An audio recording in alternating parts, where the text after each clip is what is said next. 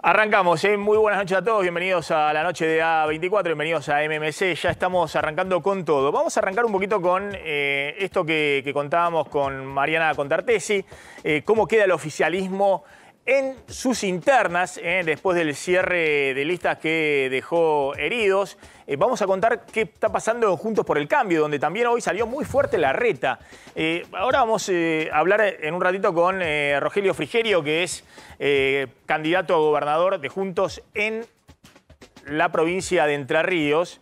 Y me interesa mucho preguntarle, porque Larreta hoy dijo que lo de Macri había sido casi una anécdota. Es decir, que Macri con su gobierno fue una anécdota, que no construyó políticamente, que es la idea que tiene Larreta, a diferencia de Bullrich, para hacer la reforma de fondo, y por eso las reformas que hizo y demás quedaron como una anécdota, como algo absolutamente pasajero. Está que arde también la interna de Juntos por el Cambio. Y vamos a contar en un ratito, vamos a meter con el tema económico, si hay un plan de 120 días, 4 meses del Ministerio de Economía para llegar, ¿no? El plan llegar, que venimos contando hace rato, llegar a octubre sin una crisis, sin una disparada del dólar, aceleración de la inflación, de alguna manera garantizando la estabilidad, entre comillas, que venimos viendo en los últimos meses. Es decir, que la inflación corra a velocidad crucero, más o menos entre 6 y 8%, pero que no haya una espiralización. Vamos a discutir en un ratito si hay condiciones para que eso se pueda cumplir o no. En este momento está Alberto Fernández con Sergio Massa. A ver, ¿dónde están? Ahí en Camargo, en la Cámara de Construcción, hoy en la Rural. Atención, que estuvieron desfilando los principales empresarios. Fíjense, ahí está el ministro de Economía candidato con el presidente Alberto Fernández. Damos inicio de esta manera al acto de clausura de la convención anual 2023. Y se va rápido Sergio Massa, no vaya a ser que lo deje mucho tiempo ahí en el estrado junto al presidente de la Nación, que claramente no suma hoy electoralmente y menos en medio de las internas que estamos viendo, ¿no? Massa, ahora vamos a repasar, tuvo algunas definiciones desde el punto de vista económico que vamos a analizar. Estuvo hasta hace minutos hablando, se nota que venía ahora en el cierre del Día de la Construcción, de la Cámara de la Construcción, Alberto Fernández, bueno, y se lo pusieron ahí a Massa para el abrazo, y el ministro candidato se fue rápido y le dejó el lugar a Alberto Fernández, ¿no? Que está en el ojo del huracán, Alberto Fernández, porque está en la balacera, una vez que ya se cerró la lista de unidad, las huestes de Alberto Fernández siguen como patrullas perdidas, disparando contra la Cámpora y el kirchnerismo, y hay fuego cruzado entre la Cámpora, el kirchnerismo y Alberto Fernández. Y ahí Massa dijo que en las próximas horas se va a dar a conocer el nuevo acuerdo con el Fondo Monetario que va a regir hasta fin de año, por los próximos 6 meses. Eso fue lo que dijo. Ahora vamos a contar, atención en exclusiva, tiene Claudio Slotnick el cierre con el acuerdo con el fondo, que se tiene que dar a conocer de acá al viernes, porque el viernes es el último día del mes. Se paga 1.700 millones de dólares con derechos especiales de giro para que la Argentina esté performing, digamos, no salga de una situación en que caiga en default con el FMI. Y se tiene que anunciar el preacuerdo que después, en la primera semana de julio o a mediados de julio más tardar, va a aprobar el BOR, el directorio del Fondo Monetario. Bueno, arranquemos con Javier Calvo. ¿Qué está pasando en la interna política que hoy volvió a recrudecer en Juntos por el Cambio? Sí, hoy se inició formalmente, digamos, la recorrida de las nuevas fórmulas presidenciales, por decirlo de alguna manera. Arrancó Horacio Rodríguez Larreta, cerca acá de la ciudad de Buenos Aires. Se fue a 3 de febrero, el Pago Chico, donde gobierna Valenzuela desde hace varios años, una de sus laderos en la provincia de Buenos Aires. Y Larreta ya empezó a picantear la campaña, porque planteó claramente en su discurso que la búsqueda de Juntos por el Cambio era terminar para siempre con el kirchnerismo, ¿no? Si no, escuchemos más preciso al jefe de gobierno porteño y precandidato presidencial de Juntos por el Cambio, y vean lo que dijo. Y todos lo saben, yo me vengo preparando hace muchos años para este desafío. Tenía pelo todavía. Sí, tengo años de experiencia en el sector público. Experiencia es una palabra que tenemos que volver a valorizar en la Argentina. Y tengo años también de algo muy importante, igual que Gerardo, que es construir y liderar equipos. Esto no es para un líder mesiánico, para un carismático de esos que vienen a hablar. Todos me conocen, yo no soy un buen discursista. ¿No es cierto? De chico me decían que no tenía carisma, que no tenía chance. No pasa por ahí, esto es un equipo, esto es un equipo, esto es un equipo. No solo buscamos un cambio de gobierno, obviamente buscamos terminar con el kirchnerismo para siempre. Para siempre. Bueno, para siempre, dicen. Debutó ahí con Gerardo Morales en la recorrida, militancia. Larreta también tiene que subir un poco el tono porque Bullrich hoy buscó asociarlo a Massa, tanto a Gerardo Morales como a Larreta, y dijo, pero si son amigos. Si han sido aliados políticos y son amigos. Entonces Larreta tiene que subir fuertemente el tono. Bueno, con esto que plantea, no voy a terminar con el kirchnerismo para siempre, y en el kirchnerismo incluye a Cristina, a Alberto Fernández y a Massa. Claro, que lo iguala con el kirchnerismo. Pero no solamente levantó la apuesta contra el kirchnerismo, sino también contra Patricia Bullrich. Si no, veamos un spot de campaña que ya empezó a lanzar por las redes sociales, en donde básicamente hace epicentro en la seguridad, una de las banderas junto con la educación que busca mostrar por la ciudad de Buenos Aires para llevarlo a todo el país, pero con algunos detalles que son un mensaje indirecto o directo hacia Patricia Bullrich. Decidimos combatir el delito sin piedad y logramos convertir a Buenos Aires en la capital más segura de Latinoamérica. Ah, pero me tiembla el pulso. Hagamos el cambio de nuestras vidas. Bueno, en el final del spot hace referencia a su temblor, que es una enfermedad que tiene de los 5 años, que no ni mejora ni empeora, pero le está diciendo a Patricia Bullrich que ella lo acusa siempre de que no toma decisiones, de que le cuesta decidirse. Bueno, le está diciendo, no le tiembla el pulso con la seguridad. Vamos a ver mucho de esto en la campaña, más directo en el caso de Bullrich, menos directo en el caso de Larreta, pero este va a ser el tono en el que se va a disputar la interna de Juntos por el Cambio, que no está exenta de varias cuchilladas por la espalda. Igualmente, yo lo escuché a Larreta, después vamos a preguntarle, insisto, a Frigerio, porque hay una cuestión más conceptual que están discutiendo Larreta con Patricia Bullrich, que es cómo se construye políticamente en el próximo gobierno y qué medidas se toman. Ahora van a ver al posible ministro de Economía de Larreta, Hernán Lacunza, diciendo el cepo no se puede levantar el primer día, me gustaría, pero sería un caos. Respecto a la construcción política que imagina Larreta. Larreta, en ese discurso, dice que Macri no construyó políticamente y que fue casi una anécdota, dice, respecto a las reformas. Porque como no construyó políticamente algo que solidifique y consenso y demás, las reformas de Macri volaron por el aire. Obviamente cuando Macri escuche eso, no le va a gustar absolutamente nada, porque está diciendo que su presidencia fue una anécdota. Es muy fuerte lo que está tirando Larreta, que uno está viendo que no solamente la tiene como adversaria a Patricia Bullrich, sino fundamentalmente a Macri. Pero hay de fondo una discusión conceptual respecto a cómo construye políticamente el próximo gobierno para hacer las reformas que en Juntos por el Cambio creen que son necesarias para estabilizar la economía. Tenés a Carrió también. Sí, pero creo que teníamos otra para salir al aire con una entrevista.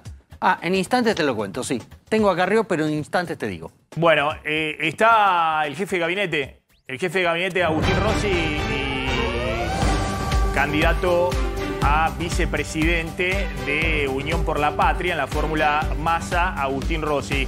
Gracias por atendernos, Rossi, muy amable. ¿Qué tal? ¿Cómo les va? ¿Qué dicen? Buenas tardes, noche para todos. Bueno, a ver, ya usted contó, digamos, que cómo se enteró ese mismo viernes del cambio un poco de lo que era la PASO dentro de Unión por la Patria, de Guado de Pedro versus Scioli. Lo que me interesaría es una cuestión más de fondo, ¿no? Porque había una distinta concepción respecto al acuerdo con el fondo, a cuál es el rumbo económico, si era Guado de Pedro o era Sergio Massa con usted. ¿O me equivoco, digamos, ¿no? Porque, de hecho, los mercados, desde que se anunció la fórmula, festejan diciendo, bueno, por lo menos hay un candidato, ministro de Economía, que está negociando con el fondo para hacer lo que viene haciendo desde agosto del año pasado. Y no un candidato de la fórmula oficial que critique el acuerdo con el fondo y la política económica. Bueno, lo primero que quiero decir es que la fórmula de presidente y vice no es una fórmula paritaria. Digamos, no, digo, el presidente es claramente la figura constitucionalmente más importante, el rol del vicepresidente es un rol también identificado por la Constitución. Lo segundo es que el presidente además es nuestro ministro de Economía, así que en general precisiones sobre la política económica me parece que el que las tiene que dar es fundamentalmente nuestro candidato a presidente, que es el ministro de Economía. En tercer lugar, siempre dijimos que el acuerdo con el fondo es un acuerdo flexible, que sobre todas las cosas, cuando hay acontecimientos externos a la vida económica del país, es posible generar condiciones de renegociación del mismo y sobre todo de las metas a cumplir.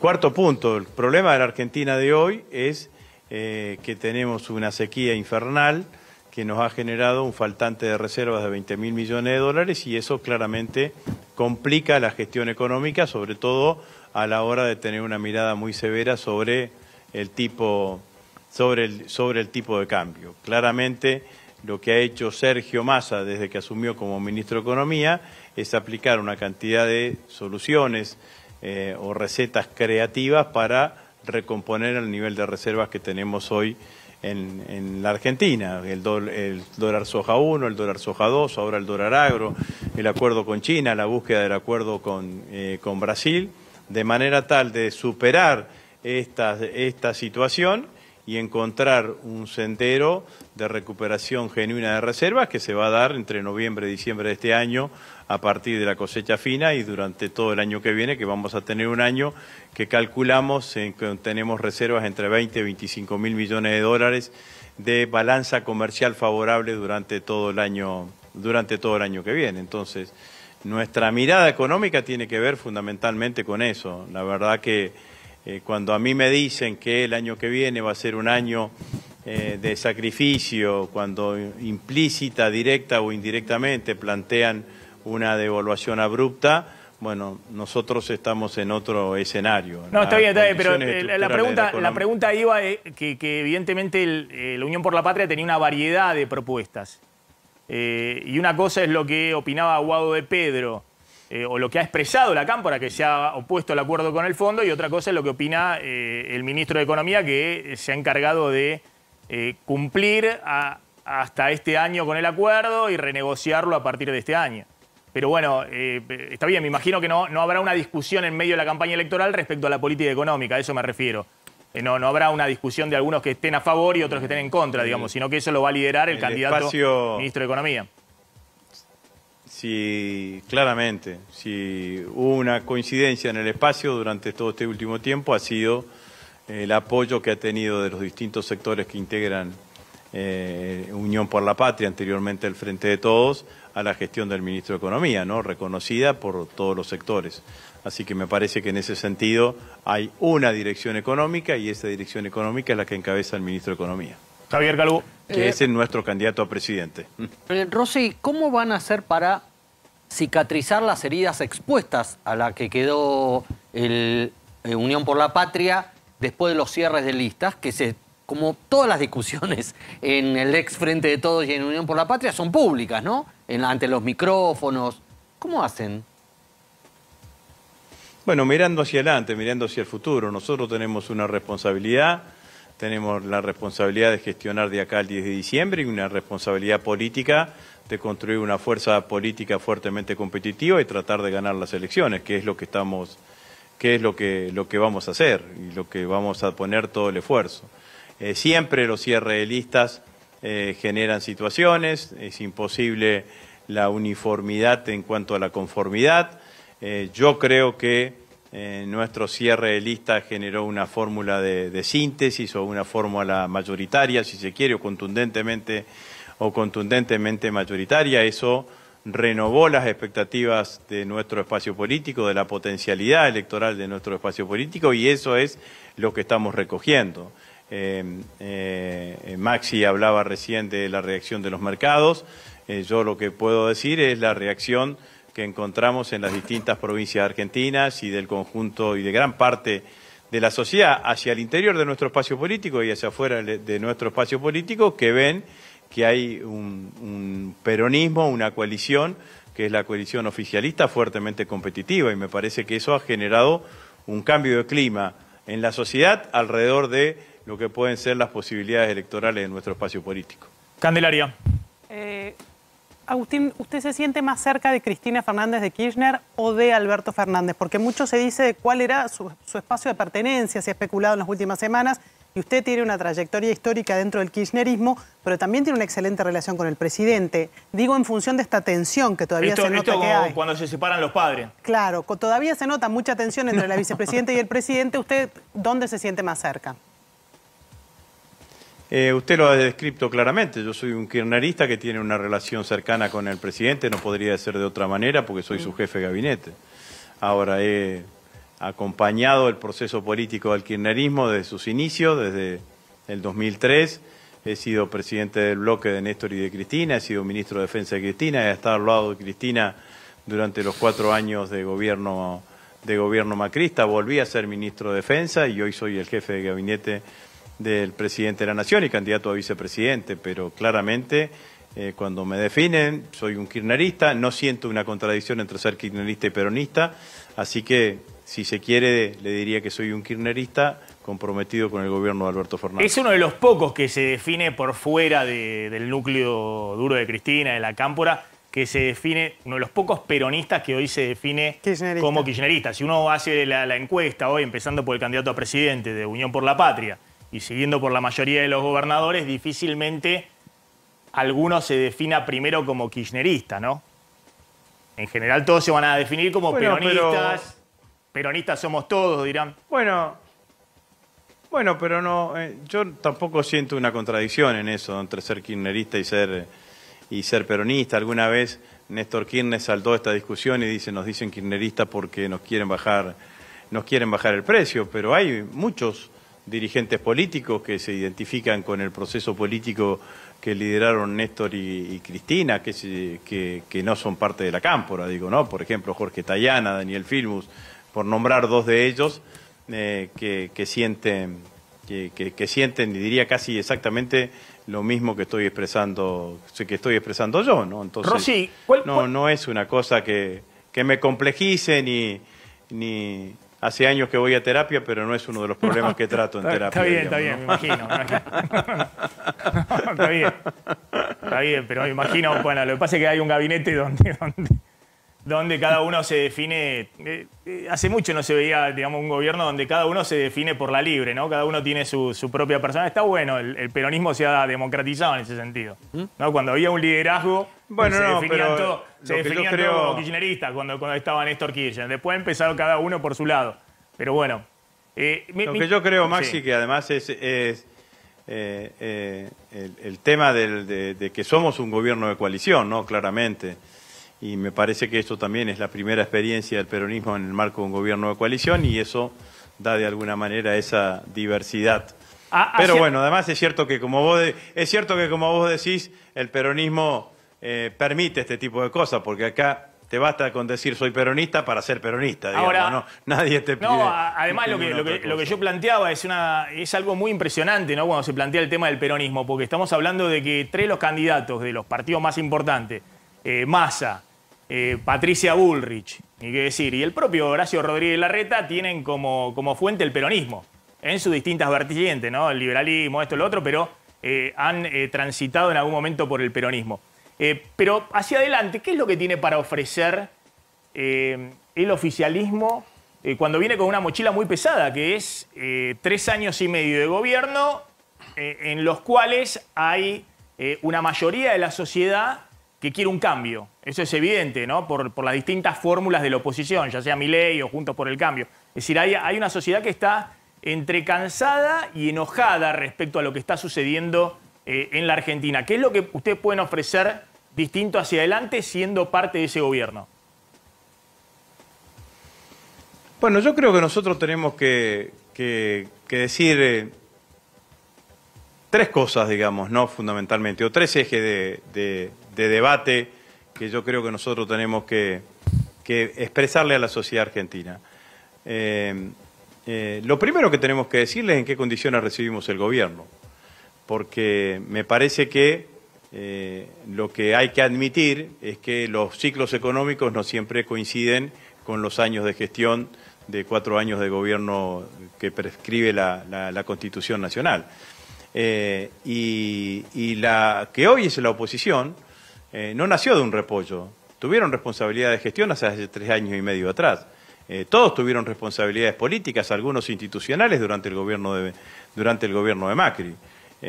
Vos recién decías que Lacunza va a ser seguramente el ministro de Economía de Horacio Rodríguez Larreta. Fue el último ministro de Economía de Mauricio Macri. Entonces, lo que tiene que hacer la oposición a esta altura de la cuestión, y que nunca hizo porque pasó de estar en el gobierno a criticarnos a nosotros desde la oposición, es explicarle a los argentinos por qué gobernaron tan mal durante 4 años. Porque no nos entregaron Disneylandia. Nos entregaron un país con el 55% de desocupación, un país con una desocupación que pasó del 6 al 10%, y un país que en 4 años de gestión, 3 años hubo recesión y con un endeudamiento de 45.000 millones de dólares. Y por eso perdieron, la sociedad apostó a Alberto Fernández Cristina. Y ahora uno tiene la sensación de que de nuevo la sociedad dice, bueno, ahora ¿quién es el que viene? Bueno, pero lo que yo quiero decir claramente es que en los escenarios clásicos de las elecciones uno encuentra un oficialismo y una oposición. Acá pareciese que estamos en presencia de 2 oficialismos, entre los que gobernamos estamos gobernando ahora y los que gobernaron entre el 15 y el 19. En segundo lugar, porque dije 3 cosas, en segundo lugar, yo creo que nosotros tenemos que hablarle a los argentinos con la verdad.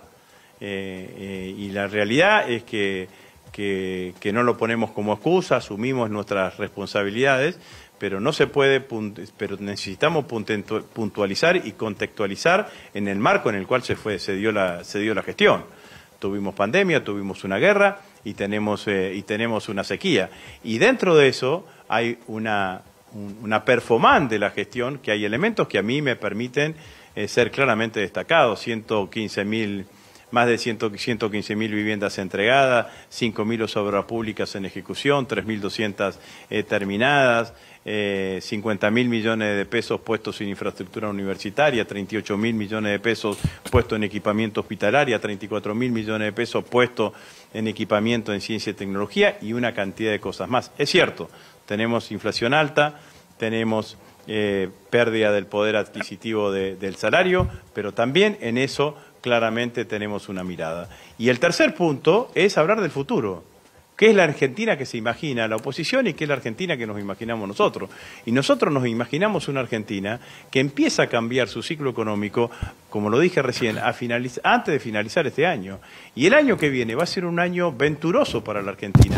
Y los años subsiguientes van a ser años muy buenos para la Argentina, porque la Argentina tiene posibilidades de aumentar notablemente su nivel de exportaciones, porque estamos haciendo infraestructura para eso. El gasoducto Néstor Kirchner nos va a permitir ahorrar 4.000 millones de dólares en esta primera etapa. En la segunda etapa, que termina en San Jerónimo, provincia de Santa Fe, otros 4.000 millones de dólares. Entonces, cuando yo escucho que implícita o explícitamente lo que plantean los opositores es una devaluación brusca es más inflación, más pérdida del poder adquisitivo del salario, más pobreza y más indigencia. Yo digo, nosotros en ese camino no estamos. Está bien, le hago una pregunta más. Después vamos a discutir un poquito. Todos están viendo que el año que viene va a haber mucho más dólares que este año, porque efectivamente este año la sequía ha sido una bomba atómica. Pandemia hubo en todo el mundo, y después de la pandemia los países salieron volando. La recuperación económica fue brutal en todos los países. Me permito una sola cosita. Pandemia hubo todo en el mundo, pero todo el mundo tenía posibilidades de acceder a los organismos financieros internacionales para solventar las políticas de asistencia que llevaron adelante. La Argentina no. Había distintas condiciones, pero está bien. Pero lo que digo es que después de la pandemia todos los países salieron con una recuperación económica muy grande, empezaron a bajar rápidamente la inflación. que se disparó en su momento también en todos los países. Hoy todos los países todavía están creciendo más o menos con la economía ordenada. Lo que es cierto, la sequía ha sido una bomba atómica para la Argentina. Este año son 20.000 millones de dólares menos. Pero más allá de esa discusión económica, había quedado picando, usted dice, bueno, pero la oposición ya gobernaron, ya fracasaron. Dentro de la oposición, Milei no gobernó nunca. Y que Milei, por lo menos lo que marcan las encuestas del propio oficialismo, porque acá las encuestas la paga o Larreta o el gobierno. Entonces, digo, las encuestas del propio oficialismo lo muestran muy fuerte a Milei. Ese voto a Milei no implica de alguna manera un llamado de atención también para el propio oficialismo, porque claramente es un voto opositor, que además tiene la ventaja de alguien que no gobernó nunca, que no tuvo el fracaso económico del gobierno anterior, el gobierno de Macri. Bueno, me permite un matiz ahí. Es cierto que Miguel no fue funcionario, pero lo reivindica Macri. Él dijo que con Macri y Bullrich puede ir a cualquier lado. Entonces, que explique por qué hizo el gobierno que hizo Macri. Porque si vos reivindicás a alguien y podés caminar junto con él, es porque pensás que es bueno. Entonces, explícame por qué Macri es bueno, Milei. Primera, segunda cosa. Segundo punto, yo no desconozco, ni ninguno de nosotros desconoce, que hay situaciones en la sociedad de descontento, de enojo, de bronca. Digo, montados en 42% de pobreza, digamos, no son cuestiones del humor social que tiene que ver con la psicología, sino con el bolsillo. No, yo no dije eso, no hablé de la psicología ni de mucho nada. También iba a decir justamente eso. Nosotros reivindicamos fuertemente que hemos bajado la desocupación a cerca del 6%, un poco más de arriba del 6%, pero también es cierto que debe tener mucha bronca un argentino que se levanta a la mañana, que tiene que tomar 1 o 2 colectivos para ir a laburar y que al final del mes lo que trabaja y lo que cobra no le alcanza para solventar una cantidad de cuestiones. Entonces yo entiendo esa bronca, entiendo la sensación de incertidumbre que muchos argentinos tienen y que puede ser que algunos crean que eso se resuelve con el espejito de color que te vende Milei. Otros, como ha sucedido en muchas de las elecciones provinciales, no concurran a votar y demás. Yo lo que le digo es que no hay diagonales para resolver los problemas de los argentinos, que cuando tomás una diagonal, en general terminás chocando, que los problemas de los argentinos se van a resolver en la medida que la Argentina encuentre ese sendero de crecimiento económico que nosotros estamos pronosticando para los próximos tiempos. No dentro de 10 años. El año que viene la situación de la Argentina va a cambiar claramente y eso es lo que quiero transmitirle a todos. Créannos que vamos a estar mejor, no que va a haber que hacer más sacrificio, más esfuerzo. Vamos a empezar a estar mejor claramente el año que viene. Ya está Rogelio Frigerio, vamos a estar hablando un ratito con él, que es el candidato de Juntos por el Cambio en Entre Ríos. Simplemente que quedó ahí picando el tema de las internas, que lo había preguntado Calvo, y hoy salieron por lo menos Tolosa Paz y creo que el propio Cafiero, es decir, 2 colegas suyos de gabinete que usted los tiene convocados para mañana, creo que hay reunión de gabinete. 8:30. 8:30. Salieron a contestarle muy fuerte. No, a las 10. A Cristina. 10. Ah, miren. Bueno. Bueno, la pueden hacer un poquito más temprano también. Pueden que ya vayan no algunos más 100. temprano. Si tienen que ir. Yo siempre vengo temprano, pero a las 10 me parece un buen horario. Para que cada uno vaya a su despacho, ordene su día y se venga a la reunión de gabinete. Bueno, salieron 2 ministros a contestarle a la vicepresidenta, ¿no? 2 ministros que los tiene usted bajo su órbita, sí. Tolosa Paz fue muy dura, dijo que no fue un palito lo de Cristina hacia ella, sino que fue un palazo de frente, un palazo frontal. Dijo que cree que le va a llevar tiempo sanar ese dólar. Me parece que tenemos un audio para escuchar, si no le molesta al jefe de gabinete, un segundito. A palazos, ¿no? Sí. Lo de ayer fue un palazo frontal, ¿no? ¿Lo sentiste entonces? No, por supuesto, y esto no tiene nada que ver, no se puede negar, ¿no? La contundencia con la que ella tiene una lectura equivocada del rol de la construcción de la unidad. Bueno, esa es la opinión de Victoria Tolosa Paz, que va a ser una de las candidatas a diputada nacional, de los primeros lugares en la lista. También Santiago Cafiero dijo que no hace bien como ventilar estas cuestiones internas en público. ¿Qué opinión tiene de estos dimes y diretes, tantas idas y vueltas, tantos cruces, después de haber logrado una lista de unidad? Bueno, nosotros tenemos que mirar hacia adelante. Lo dije claramente al principio de la nota, siempre los cierres de listas tienen este tipo de situaciones. Tenemos que mirar hacia adelante, tenemos una fórmula que es una fórmula mayoritaria, tenemos la responsabilidad de gestión y claramente tenemos que tratar de establecer un diálogo con el conjunto de los argentinos. Así que mi respuesta y mi invitación es a mirar hacia adelante. Bien. Scioli, porque me quedó el grafo ahí que decía... Cafiero diciendo no hubo traición a Scioli, pues dicen que Scioli está muy mal, que se siente que dice... Scioli, que transmitió que nunca fue traicionado en sus 30 años de política, nunca fue traicionado como lo traicionó Alberto Fernández. Pero no le voy a hacer opinar a Rossi respecto a eso.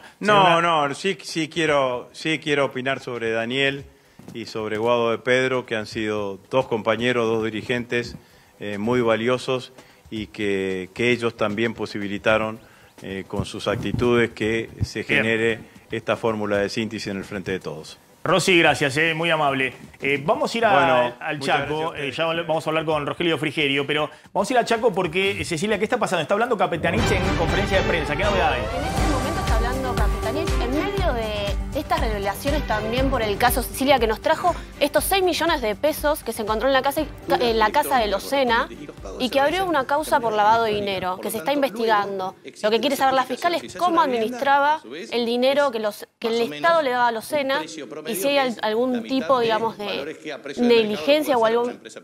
de alguna complicidad del gobierno chaqueño. Ahora lo escuchamos a ver si hace referencia. Perdón, creo que está hablando de... Pero a su vez también la ejecución a ver qué está hablando. Un programa para garantizar derechos a una vivienda digna. La verdad es que lo que nosotros hemos hecho es absolutamente claro y transparente. A su vez, ¿qué es lo que estamos haciendo? La Secretaría General ha dado intervención claramente a través de la Asesoría General de Gobierno, a través de las cuestiones vinculadas a la causa judicial.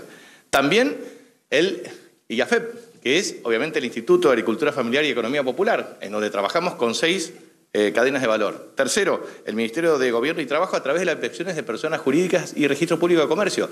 En ese sentido, lo que hace el organismo es lo que ha hecho, intervenir rápidamente en las organizaciones de carácter social y a su vez el fiscal de Estado, que en la provincia del Chaco ha sido elegido por concursos de antecedentes y oposición.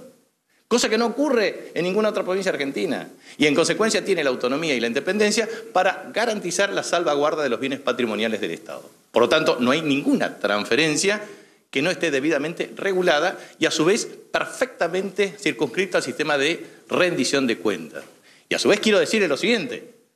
Como gobernador de la provincia, instituí, cosa que no he visto en ninguna provincia argentina, ni en la jurisdicción de la Ciudad Autónoma de Buenos Aires, que teóricamente son los únicos demócratas que existen en la República Argentina, que existe el juicio de residencia. Acá en la provincia del Chaco existe juicio de residencia. ¿Saben lo que significa el juicio de residencia? A la vieja usanza de la ley de India, que nosotros tenemos que rendir cuentas durante 12 meses consecutivos de nuestra gestión de cada uno de nuestros actos.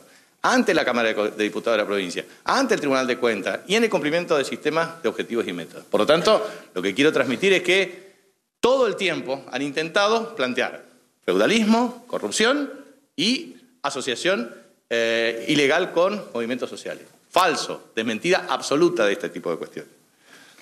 Tercer tema, se plantea todo el tiempo la pretendida vinculación con organizaciones sociales. Y a su vez lo que quiero decir es la solidaridad que tengo con Aida Ayala, candidata en la participación del 18 de junio, vilipendiada, injuriada todo el tiempo, con lo cual manifiesto mi solidaridad, pero también quiero decir que la cuestión de la acta de ocupación con respecto al tema de el campo de Merellano Sena lo otorgó precisamente a través de un dictamen pedido en el año 2004, dictamen en el 2005, 2006 y acta de ocupación en el año 2006 a favor de Merellano Sena a las 28 hectáreas. Bueno, ¿saben quién era gobernador de la provincia del Chaco? Roy Abelardo Niquís, actual candidato a intendente de la ciudad de Resistencia. ¿Esto es un delito? No, Lo que no quiero decir que sea un delito. Lo que quiero decir es que la vinculación, en todo caso, es con Roy Abelardo Niquís, con otros gobiernos, porque viven en esta ciudad y que viven en esta provincia. Por lo tanto, si efectivamente es lo que nosotros tenemos que plantear es la relación clara y transparente de la custodia y la salvaguarda de cada uno de nuestros actos. Se dijo también, y esto tuvo un dictamen de la Dirección Provincial, que se hicieron obras de pavimento urbano de madrugada. Falso. Acá está absolutamente desmentido. ¿Cuándo se hizo? ¿En qué condiciones? ¿Cuál fue el tema de la contratación? Entonces, falso el tema de la vinculación con respecto al tema del campo otorgado. Falso el tema de cuándo se hizo el pavimento urbano. Falso el tema de la comunicación telefónica. Falso de que no exista control. Falso el sistema de transferencia de recursos. Bueno, la otra cuestión que intentaron es, bueno, ya claramente instalan todo el tiempo, bueno, muy bien, después noticias falsas. Ataque sistemático, todo el tiempo pretendiendo mentir descarada y deliberadamente sobre una cuestión. Entonces, si hablé antes, si hablé después, si por qué lo dijo, si en qué condiciones, etcétera, etcétera. Todo el tiempo se planteó objetivamente que tenía que suspender las elecciones. Y obviamente lo que he planteado claramente es el mantenimiento del 18 de junio, como corresponde desde el punto de vista institucional. Esta es una provincia en donde jamás hubo una intervención federal. ¿Saben por qué? Porque las instituciones funcionan. Aquí existe autonomía e independencia del Poder Judicial. Aquí el debido proceso se respeta a rajatabla. Aquí el fiscal es el titular de la acción penal. Aquí, en virtud del artículo 141 de la provincia del Chaco, el gobernador obviamente tiene la responsabilidad institucional y de mandatario legal de la provincia, pero la policía de la provincia es auxiliar de la justicia. Muy bien. Entonces, lo que quiero decir es, no quiero hacer mención a todas las noticias falsas, a todas las operaciones que existen en este tema, pero ustedes ya lo saben. Entonces, lo que quiero decir es lo siguiente. No se respetó ni la veda electoral, ni el viernes, ni el sábado, ni el domingo. Hicieron todo el tiempo un ataque sistemático hacia mi persona. Lo hicieron antes, lo hicieron después. Y la verdad es que esto, lo que quiero transmitir es desde el punto de vista de la responsabilidad individual. Se ha llegado a plantear desde la intervención federal hasta cualquier otro tipo de cuestiones. Y la verdad es que lo que quiero transmitir es que hasta acá llegó un límite ya de tamaño nivel de agresión desde el punto de vista de la comunicación. Quinto, se dijo que la empresa ECOM podía interferir en el resultado electoral, en la manipulación de los datos. Muy bien. El Tribunal Electoral, como ustedes saben, lo preside un miembro del Superior Tribunal de Justicia. También participa, efectivamente, un representante del Ministerio Público Fiscal y un juez letrado. O sea que es un organismo de la Constitución. Y fíjense qué organismo de la Constitución. En el año 2007, cuando el resultado electoral era absolutamente reñido, fíjense, reñido, porque eran diferencias mínimas, cuando yo le gano a Ángel Rosa la gobernación, el titular del Tribunal Electoral era una persona amiga de Ángel Rosas de toda la vida, miembro del Superior Tribunal de Justicia. Pero ¿saben qué pasó? Nada. Hubo un resultado electoral autónomo e independiente, porque todos pudimos plantearlo con certificado de escrutinio. Con lo cual acá está, si hay una garantía, es la garantía de la autonomía y la independencia del Poder Judicial, pero también la garantía del resultado electoral. Y fíjense lo que quiero decir con respecto a ese caso. Por lo tanto, el Tribunal Electoral acaba de finalizar el escrutinio definitivo de las primarias. ¿Saben lo que dice ese resultado? Que la fórmula Capitanich-Rach sacó 273 votos. 205.273 votos. La segunda fórmula, o sea, la fórmula más votada. La segunda fórmula, 127.006, Leandro Esdero. Y la tercera fórmula, 108.002. Con lo cual, a pesar de la campaña sistemática, hemos ganado de una manera clara y contundente las elecciones. Ahora bien, yo, como soy observador de las distintas operaciones, en Mendoza ponían de una manera distinta a lo que plantearon después conmigo en el resultado electoral. Veremos el 17 de septiembre. Aquí todos pueden expresarse con absoluta claridad y contundencia. Muy bien. Sexto punto. Todo el tiempo intentaron decir que acá había impunidad, que acá no se había hecho nada hasta que los medios de comunicación de Buenos Aires llegaron. Bueno, yo lo que quiero transmitir es que a ustedes les parece, al pueblo del Chaco le parece, al pueblo argentino, que 7 detenidos que fueron inmediatamente... Ahí está Capitanich, ¿no? Una larga explicación. A ver, dos cosas, vamos a aclarar porque si no se entiende nada de lo que dice Capitanich. Capitanich primero está tratando de explicar por qué fondos del Estado fluyeron a la organización social de Losena. Es una fundación y una cooperativa. Bueno, entonces trata de explicar eso y diciendo, bueno, era una política de Estado, digamos. Eran otras administraciones también, no solamente yo. Sí, bueno, hay que hacer una diferenciación con un campo, el campo Rossi, que se le entrega al matrimonio Sena y que ellos dicen que hacen alimentos para la comunidad y explotarían ellos mismos. Está bien. Obviamente, para cualquier político, para cualquier gobernador, que alguien que está sospechado, una familia, de desaparición, asesinato, y hoy la noticia es que encontraron unos huesos que puede ser la de la víctima, un crimen atroz, como pocas veces hemos visto en democracia, que reciben fondos del Estado provincial como organización social y se manejan como si fuera privatizada la ayuda social en base a esta organización, tiene que salir a explicar, como está explicando Capitanich, bueno, pero esto fue acá, era todo transparente. Eran candidatos de Capitanich. Más allá de que después hay un problema de fondo, digamos, que es político. El problema político es que, bueno, los tipos que iban en tu lista y los cuales se le transferían fondos, parece como política de Estado, no solamente Capitanich, sino los gobiernos anteriores, cometieron este crimen o habrían cometido este crimen atroz. Después Capitanich habla del tema de las elecciones y cuenta cuántos votos tuvo y cuenta los otros dos candidatos juntos por el cambio. Si se suma por espacio, el oficialismo perdió ahí. Pero bueno, hay que ver, es una paso, hay que ver después en la elección provincial. Claramente, pero para cerrar este tema, pues no vamos a hablar de Capitanich y del Chaco porque tenemos mucho en la agenda. Me parece, en el orden de prioridades, a mí lo que más me interesa en este momento es ver qué pasó con Cecilia. Sí, a ver, Entonces contemos cuál es la novedad judicial del día, que es muy fuerte y que debiera ser el eje de cualquier cosa que diga Capitanich, digamos.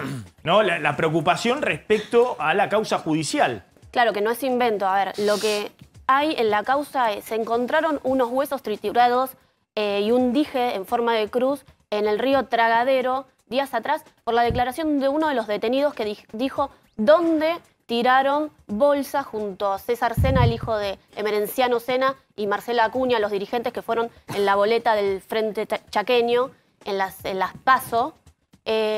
Bueno, encontraron estos huesos triturados. Hoy lo que sucedió es que los forenses que están trabajando en el caso de Corrientes, Córdoba y Chaco, en conjunto, determinaron que son huesos humanos. Todavía no saben si son de Cecilia, pero todas las sospechas, todos los indicios apuntan a que son de Cecilia y que fue asesinada en la casa del matrimonio piquetero el 2 de junio, cuando se la vio por última vez.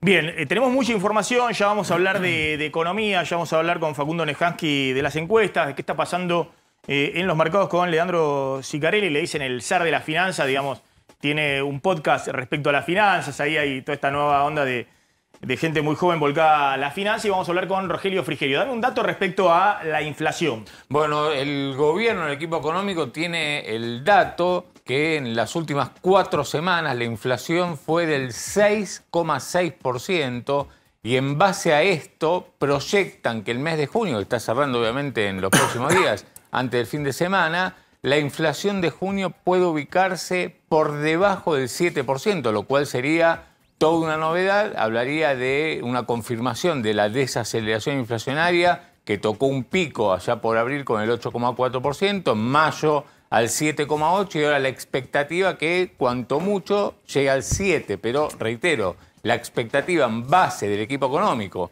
en base a lo sucedido en las últimas 4 semanas, es que se ubique algunas décimas por debajo del 7%. Eso coincide con las consultoras privadas, porque hoy las consultas privadas también, por el tema de la carne, a principio de mes, están marcando que la inflación viene en junio algo menos de lo que fue en mayo. Rogelio Frigerio, gracias por venir. Gracias muy por amable. invitarme. Candidato a gobernador de Juntos por el Cambio en Entre Ríos. Sí, Juntos por Entre Ríos. Juntos por Entre Ríos. Bueno, a ver, acá hay dos divisiones, digamos, ¿no? Por un lado Larreta, por otro lado Macri, Bullrich. ¿Cómo van en Entre Ríos? ¿Me dejás hacer un comentario de lo que escuchamos todos recién de Capitanich? Yo creo que la más desilusionada de toda esta explicación es la madre de Cecilia, ¿no? En ningún momento habló del caso. Me imagino que la madre Cecilia estaba pendiente de la conferencia de prensa para ver si había algún indicio desde el Estado, que tiene que ocuparse de estas cosas, y habló de que ganó una elección que evidentemente, como bien planteaste vos, la perdió. Habló de que él no tenía nada que ver, a pesar de que hace 12 largos años gobierna la provincia del Chaco.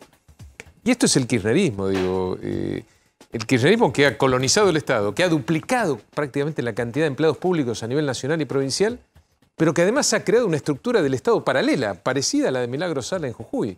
Esto es muy parecido a lo de Milagro Sala en Jujuy. Es un Estado que, a pesar de que sea, no un Estado, un gasto público, empleados públicos que sean más que duplicado, además de eso, como no alcanzaba, crearon una organización paralela al Estado que le dieron recursos y poder que deviene en estas cosas, tanto en Jujuy como en el Chaco y en otros lugares también. En las provincias es muy patente, pero también hay un problema de la privatización de la asistencia social que también se dio en el gobierno de Macri. Es decir, el gobierno de Macri pasó. En el gobierno de Macri hubo una continuidad de eso. No, se multiplicó. Y hoy, había 400.000 planes sociales, terminó casi 1 millón. Hoy hay 1,5 millones de planes sociales. Pero hoy vos vas a ver que ningún candidato de Juntos por el Cambio defiende esa posición. Pero ahí está el aprender de lo que pasó. El kirchnerismo gobierna el 75% de los últimos 20 años en la Argentina e insiste con estas prácticas.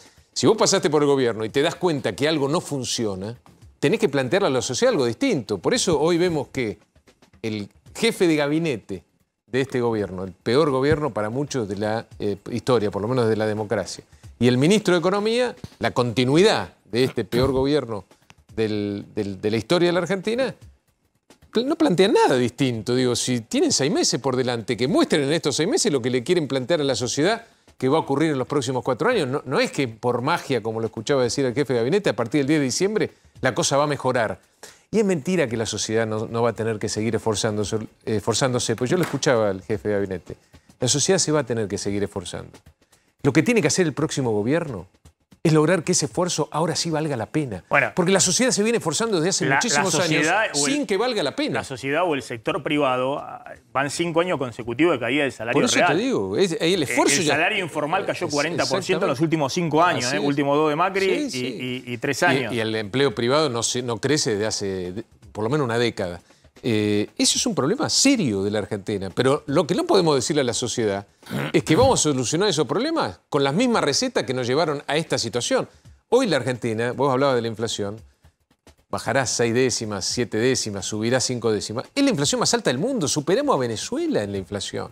Entonces, ¿cómo el gobierno que nos llevó a esta situación, una inflación de casi 140% anualizada, va a plantear que mágicamente a partir del año que viene, con las mismas recetas, esto va a cambiar?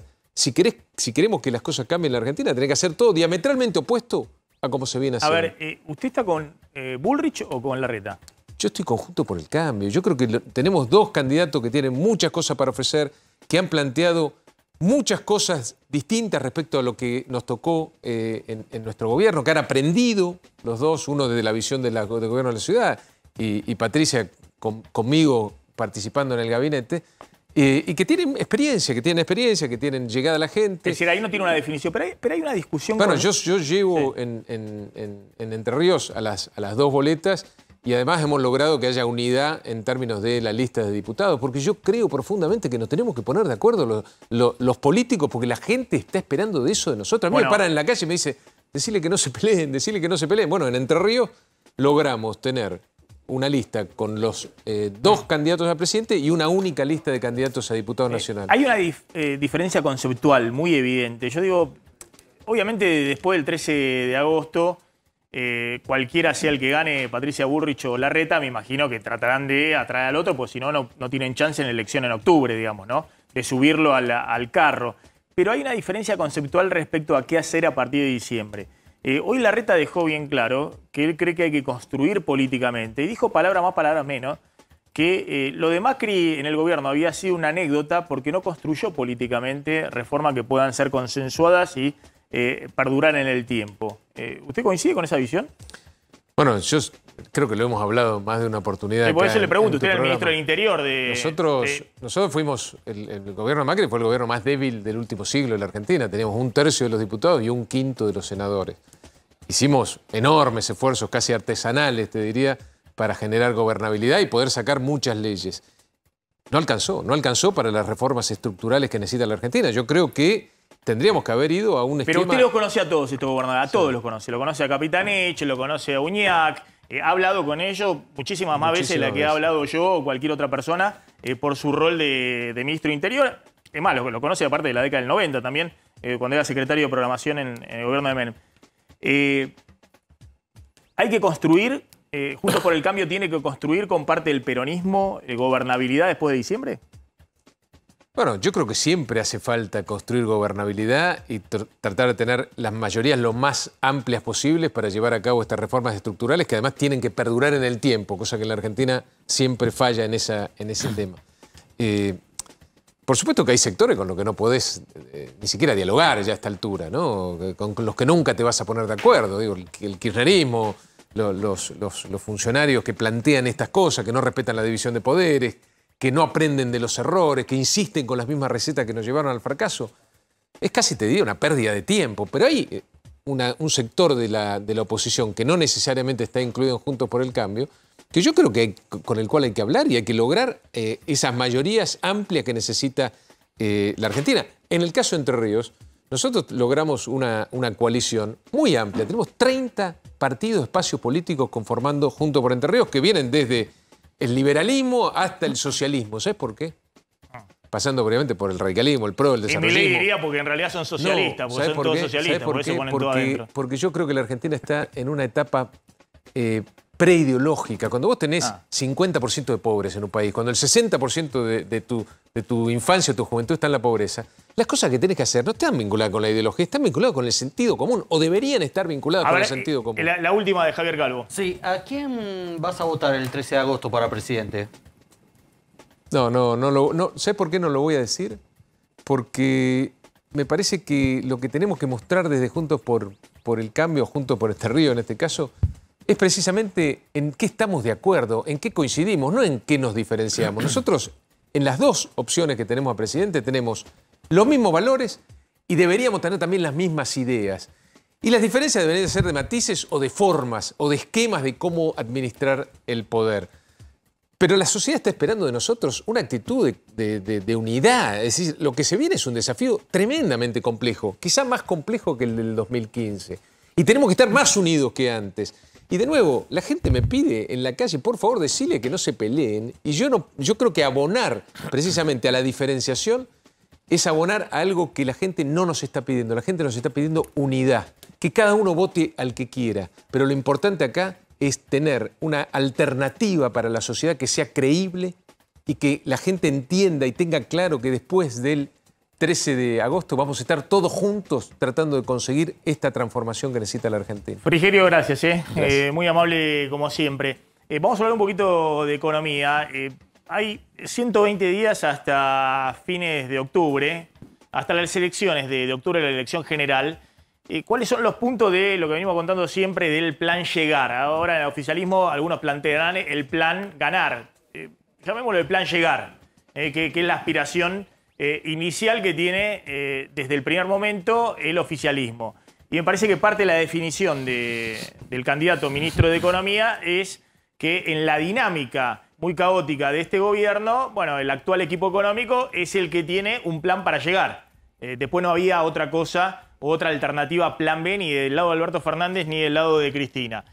Cerrar la negociación con el fondo, algo que ahora va a contar Slotnick, se tiene que definir de acá al viernes, al fin de semana. Esto para la semana que viene tiene que estar anunciado después del pago del viernes que se va a hacer en demorado de los vencimientos de 2.700 millones de dólares que hubo la semana pasada.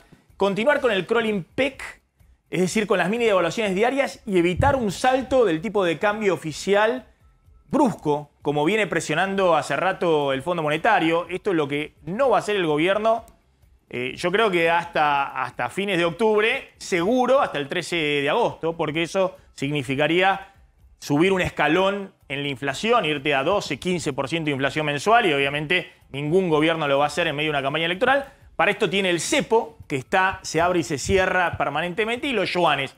Atención con lo que están usando de yuanes para pagar importaciones. Ya llevan más de 600, 700 millones de dólares, pero la dinámica de los últimos días es que hay días de 60 a 100 millones de dólares de pago de importaciones, no solamente a China, también a Corea, con yuanes.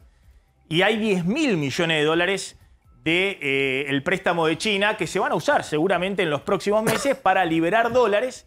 ¿Para qué? Para que los dólares que no se le va a pagar a China, se va a pagar ahí con yuanes, es un crédito, hay que pagarlo después a un año, se usen para esto, para controlar, entre otras cosas, el dólar financiero. Para pagar con dólares importaciones de otro lado, pero también para controlar los dólares financieros. Desde el 10 de mayo, el Banco Central lleva vendido en la brecha cambiaria, en el dólar libre, más de 1.100 millones de dólares. Además de 4.000 millones de dólares de bonos de la deuda para estabilizar los dólares financieros alrededor de los 500 pesos y que no se dispare la brecha, porque consideran que si se disparan esos dólares financieros, se acelera la inflación, aunque vos sigas con las mini devaluaciones diarias del tipo de cambio oficial. Pasó en abril. En abril no se aceleró la mini devaluaciones del tipo de cambio oficial, pero el dólar financiero pasó de 400 a 480, con picos arriba de 500, y la inflación se fue al 8,4%. Eso no ocurrió el mes pasado, en mayo, y en mayo la inflación se desaceleró al 7,8%, es decir, sigue un nivel crucero muy elevado, pero no pegó un nuevo salto. Van a tratar de evitar por todos los motivos que se espiralice la inflación, y la inflación difícilmente se pueda espiralizar si vos controlás la brecha cambiaria del dólar oficial. Para eso necesitas dólares.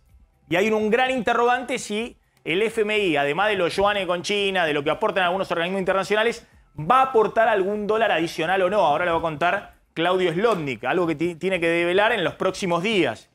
Más allá de enviarte la plata para pagarle al propio FMI, digamos. Obviamente el fondo no la va a hacer caer a la Argentina en default, porque eso se paga con lo que el propio FMI te envía. Sería de tonto del FMI una crisis en la Argentina que no te envíen la plata para pagarse a ellos mismos.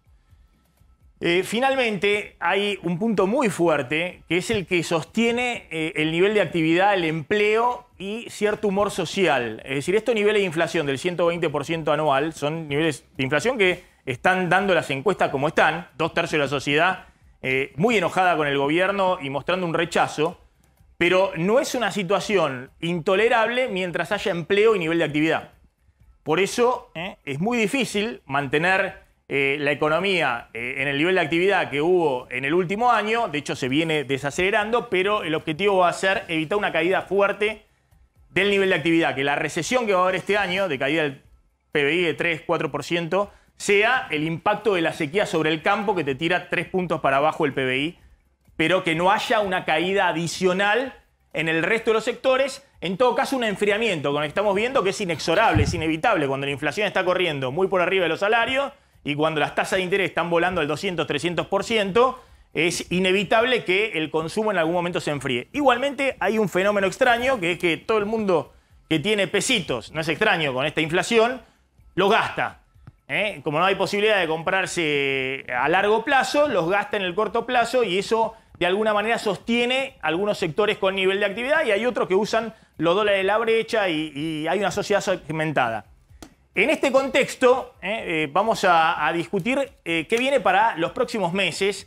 Salió a hablar el referente económico de Horacio Rodríguez Larreta, Hernán Lacunza, hoy en el IAEF, y dijo: no se puede levantar el cepo en un día, me gustaría, pero sería un caos. Y atención con esta declaración, porque ha generado todo un revuelo entre los economistas de la oposición, porque algunos dicen esto se soluciona muy fácil. Esto llega a levantar el cepo, todo lo que hicimos mal lo haces bien, y por arte de magia la economía está despegando fuertemente el año que viene. Bueno, Leandro Cicarelli tiene un blog de finanzas y un podcast, y plantea un poquito lo que plantean muchos financistas que están surfeando, ¿no? Están viendo que, como ocurrió en otras elecciones donde se preanuncia algún cambio de gobierno, un cambio de régimen político, bueno, están volando acciones y hay suba fuerte de bono, más allá de que hoy fue un día de toma de ganancias y demás. ¿Qué hay detrás de eso? Bueno, un poco lo que mencionaste recién. A ver, venimos, tenés 2 rallies grandes de los activos argentinos, uno desde mediados del año pasado, cuando asume Massa, hasta fin de año, que eso me parece que respondió un poquito más a que se enderezó un poco la macro. Y después tuviste una corrección y de vuelta ya el mercado empezó a posicionarse, descontado el efecto sequía, de cara a lo que son las PASO y la elección, y que tiene que ver más que nada con eso, lo que vos mencionás. Lo que me parece que todos damos por sentado es que va a haber un cambio de régimen político, y económico y macroeconómico. Ahí tenés régimen de nominalidad, régimen fiscal, monetario.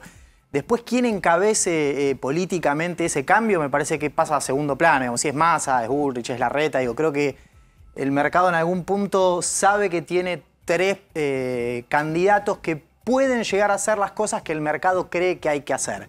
Después seguramente le gustará más uno que el otro. ¿Cuáles son esas cosas? Bueno, estas que te mencionaba. Argentina tiene hoy un problema de nominalidad muy fuerte. Entonces, para parar la nominalidad tenés que hacer un plan de estabilización a la vieja usanza, digamos. Ejemplos como el plan austral, digamos, lo que hizo Israel, una cosa por el estilo. Y eso tiene que ir acompañado con políticas estructurales, o sea, cambios estructurales, convergencia fiscal, convergencia monetaria, digamos, ordenar la macro, básicamente. Pero tienen que hacer las dos cosas en conjunto, tenés que hacer muchos frentes al mismo tiempo. O sea, que lo que necesitas para eso es cintura política, necesitas ganar la elección, necesitas tener los equipos técnicos. Y bueno, creo que la candidatura de Massa, en última instancia, sumó un candidato más que puede hacer eso. Después, las formas en las que vos lo haces, porque si no parece que todos van a hacer lo mismo. Las formas en las que lo haces son muy distintas y tienen impacto muy distinto. Una cosa es levantar el cepo en un día como propone Bullrich y entiendo que proponía Larreta hasta hace 24 horas. Y otra cosa es más como lo que proponía Massa en 2015. Massa en 2015 vos le preguntabas y te decía, no, el cepo hay que desarmarlo en un año. ¿Por qué? Porque antes yo tengo que corregir todas las variables que están desordenadas, las fiscales, las monetarias, tengo que recuperar el financiamiento neto, tengo que cerrar el programa con el Fondo Monetario. Ahora la CUNSA dice una cosa así que me parece lo más sensato. No, necesitamos un año porque vamos a liberar cuando esté todo corregido para evitar que esa liberación del cepo genere un caos social, una espiralización inflacionaria, etc. a Facundo Nescampi respecto a qué se espera de la economía en los próximos 4 meses. Yo como economista te digo, lo que vos podés esperar es tratar de evitar la crisis.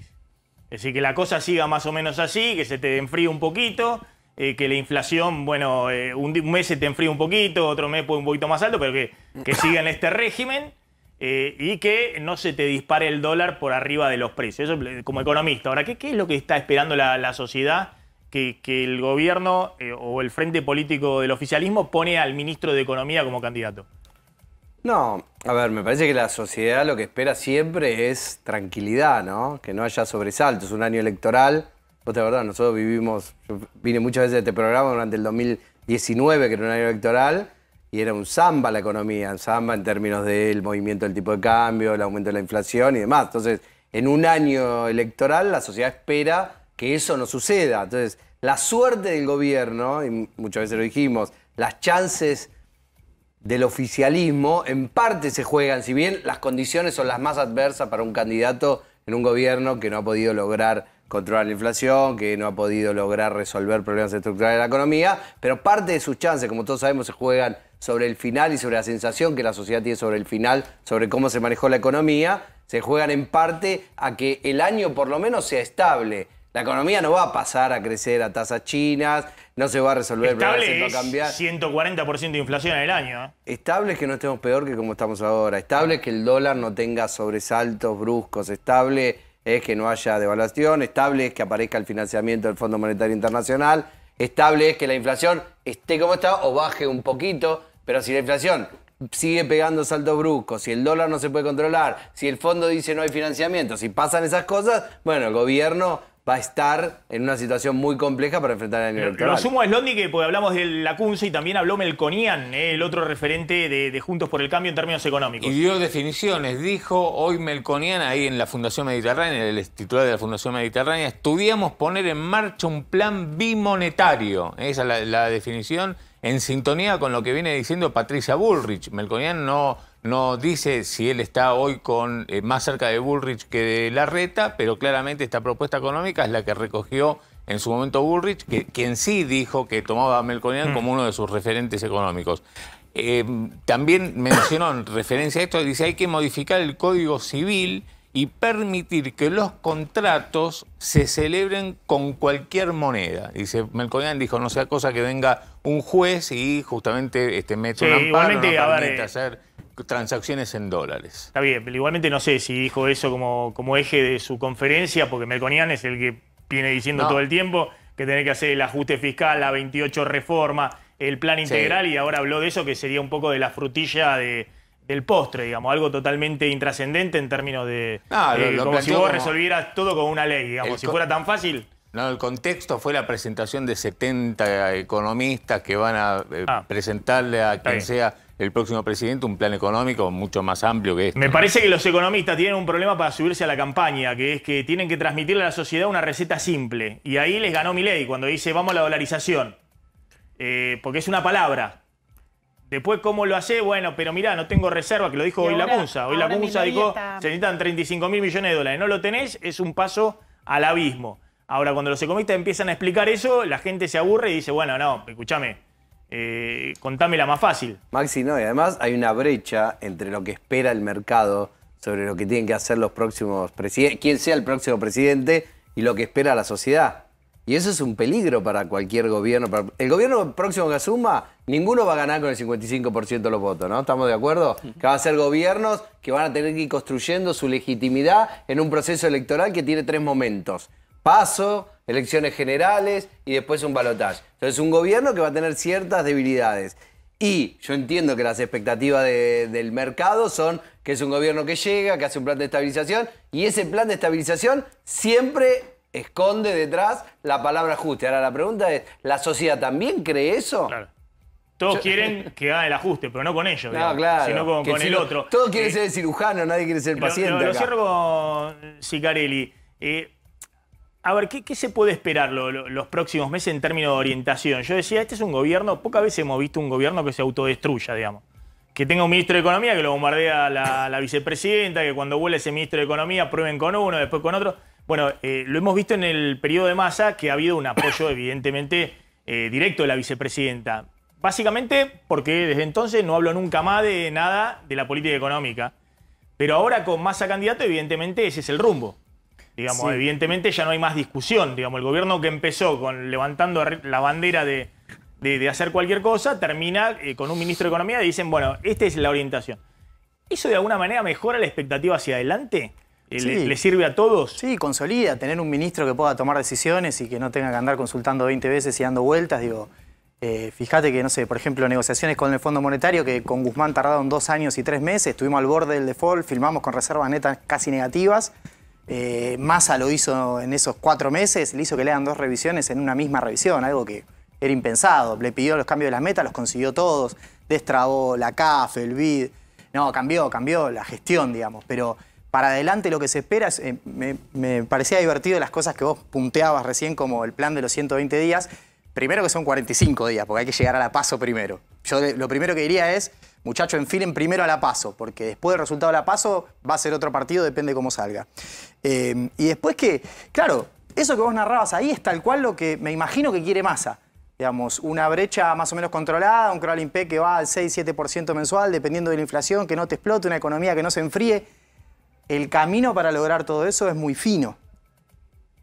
Bien, entonces... El timing que van a tener que tener y el andamiaje técnico que hay que tener para lograr con la política económica recorrer ese camino y no desviarte es finito. Entonces, tienen que hacer las cosas bien. Lo primero que tienen que destrabar es lo del Fondo Monetario, porque el viernes se nos vencen los 2.700, faltan 1.100, con lo cual el fondo tiene que mandar una señal. No, pero por eso, más allá de la señal política que va a significar el fondo, hay que ver, y lo va a contar después de la tanda Claudio Londnik, si aparecen dólares frescos.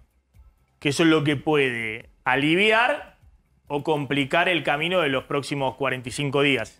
Sí, los dólares igual, si no corregís lo macro, entran por una puerta y salen por la otra. Estamos hablando de 45 días. Bien, pero digo, si no bajás el ritmo de monetización, no bajás el ritmo de déficit, emitís los propios pesos con los que después te corren en el mercado cambiario, con lo cual, nada, son 45 días y son todas finales, digamos. Gracias, Sicarelli, gracias, Nehamsky. Vamos a ir a la tanda. Cuando volvamos, atención a la negociación con el fondo, atención que hay más de política con Javier Calvo y con Candelaria de la Sota. Se habla... Bueno, ¿qué pasa con Milei, Javier Calvo? Sí, todavía no se acallan los ruidos en los cierres de las listas de La Libertad Avanza, sobre todo en la provincia de Buenos Aires, pero hoy surgió un incidente que no sé cómo calificarlo. Un candidato al Parla Sur de La Libertad Avanza atacó por las redes sociales a Franco Rinaldi, a quien tenemos en la pantalla. Dijo que no se puede votar a un discapacitado. Horroroso. Con ese argumento, digamos. ¿Tenemos el audio? Yo lo escuché y la verdad que increíble cómo inmediatamente reaccionan todo lo que estaban ahí. Creo que estaba hasta Maslatón en ese space, se llama, que son los foros de Twitter. Mirá. Y nadie votaría jamás, y esto lo digo con toda la buena leche del mundo, nadie quiere votar a un discapacitado, y lo digo con respeto, sin mala leche, lo digo de verdad. Pará, entraste falopeado. La inteligencia de Franco. A nadie, pero pará, roja directa, amigo. No, de verdad te no. La inteligencia de Franco es inigualable. No, loco. El tipo ha ganado. No, yo no sé, pero loco, ¿por qué estoy diciendo que es con respeto. No, avísame cuando vas a decir, no podés decir eso, amigo. La gente quiere votar a alguien como uno. Hay mucha gente escuchando, no podés decir eso, boludo. Pero sí, es la realidad, boludo. No podés enojarte porque la gente... Inspirado. No podés decir eso. Cabrón Malatón se fue a la mierda. No podés decir eso. No podés decir eso, Sagaz, estás demente. Cayó la lista de Iben, cayó la lista de Parlasur. Cayó el Parlasur de Milei. Es así esto. Bueno, después lo defiende. Sí, no es un forista común y corriente, es un candidato de Milei al Parlasur, Lucas Luna. No pido disculpas tampoco después, pero es con todo respeto lo dijo, Menos mal. ¿Lo bajaron? Bueno. Sí, decían en el entorno de Milei que lo iban a bajar. Supuestamente, hasta ahora, 2055, no hay información oficial sobre que lo bajaron. Dijeron que lo iban a bajar. Lo que generó es algo muy saludable, que no solamente salieron de Juntos por el Cambio, sino también salió el ministro del Interior, Guado de Pedro. Exactamente. O Leandro Santoro, es decir, de todos los sectores políticos, a decir, en la discusión política vale cualquier cosa. Hay que ser un burro absoluto, ¿no? Para decir una cosa así. Una bestia. Además de tener prejuicios por todos lados, ¿no? Sí, Franco Rinaldi, que recordemos, primer candidato a legislador porteño por la lista de Jorge Macri en la PASO de Juntos por el Cambio de la ciudad. Y uno puede estar de acuerdo, ¿no?, con su posición, pero es alguien muy inteligente, que se ha hecho un lugar también, digamos, con un estilo muy particular, pero se ha hecho un lugar en ese espacio político. La verdad que terrible ese tipo de descalificación. Candelaria. Bueno, todo el mundo le está pegando a Alberto Fernández. En el marco de esta interna feroz que no se acalló de Unión por la Patria, la verdad que eligieron pegarle al presidente. A ver, la polémica comenzó porque cuando en el marco de la negociación para que la fórmula Massa-Rossi pudiera salir a la luz, el presidente Alberto Fernández le pide a Daniel Scioli que se baje. Cristina Fernández de Kirchner cuenta intimidades ayer cuando da un discurso en público que la verdad le faltó que sacara el pochoclo y estaba de lo más divertida contando todas las intimidades de lo que pasó en las negociaciones de las internas. Dijo que en realidad Santiago Cafiero se había quedado con una candidatura a diputada nacional que ella había ofrecido para Daniel Scioli. Y cuenta después que tuvo una conversación con Daniel Scioli. Entonces, a raíz de esto, de todos lados aparecen para pegarle al presidente.